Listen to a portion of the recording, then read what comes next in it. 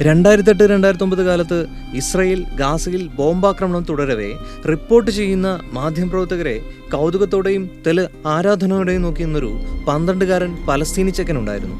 വളർന്നാൽ മാധ്യമപ്രവർത്തനമാണ് മുന്നോട്ടുള്ള വഴിയെന്ന് അന്നേ അനസ് മനസ്സിൽ കുറിച്ചിട്ടിരുന്നു.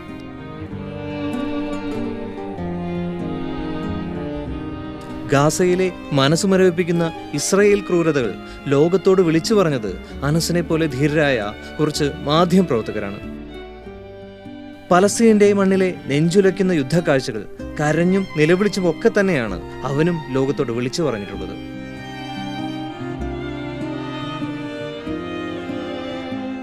മരണത്തിന് മണിക്കൂറുകൾക്ക് മുൻപും അനസ് അൽ ഷരീഫ് ഗാസയുടെ ദുരിത വാർത്തകൾ ലോകത്തിന് മുന്നിലെത്തിച്ചിരുന്നു.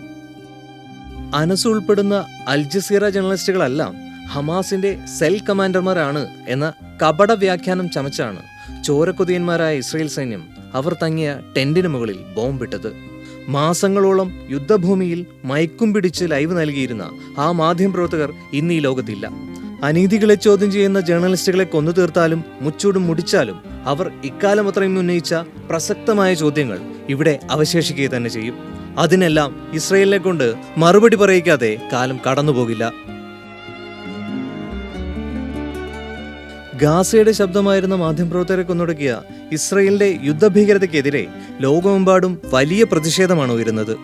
ഇസ്രയേൽ സൈന്യത്തിന്റെ ബോംബിങ്ങിൽ കൊല്ലപ്പെട്ട അൽ ജസീറ കറസ്പോണ്ടന്റ് അനസ് അൽ ഷെരീഫിന്റെ മൃതദേഹവും വഹിച്ചുള്ള ജനങ്ങളുടെ വിലാപയാത്ര ഒന്നുമാത്രം മതിയായിരുന്നു അയാൾ അവർക്കെല്ലാം എത്രമാത്രം പ്രിയപ്പെട്ടവനായിരുന്നു എന്ന് തിരിച്ചറിയാൻ. ഏങ്ങലോടെ നെഞ്ചത്തടിച്ചും വിലപിച്ചും ഇസ്രായേൽ സൈന്യത്തിനെതിരെ മുദ്രാവാക്യം വിളിച്ചും അവർ അനസിന്റെ മരണവാർത്തയെ ഉൾക്കൊള്ളുകയായിരുന്നു.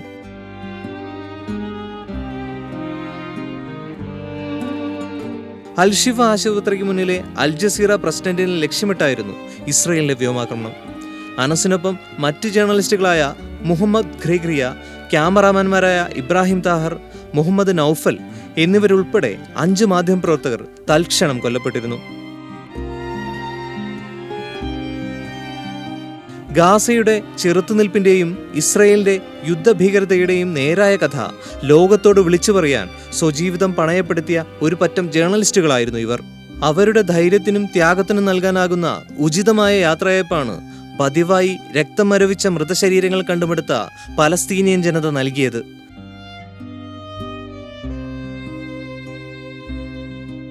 അനസ് അൽ ഷരീഫിന്റെയും മറ്റു മാധ്യമപ്രവർത്തകരുടെയും ശവസംസ്കാര ചടങ്ങുകളിൽ പങ്കുചേരാൻ വലിയ ജനക്കൂട്ടമാണ് ഗാസയിൽ തടിച്ചുകൂടിയത്.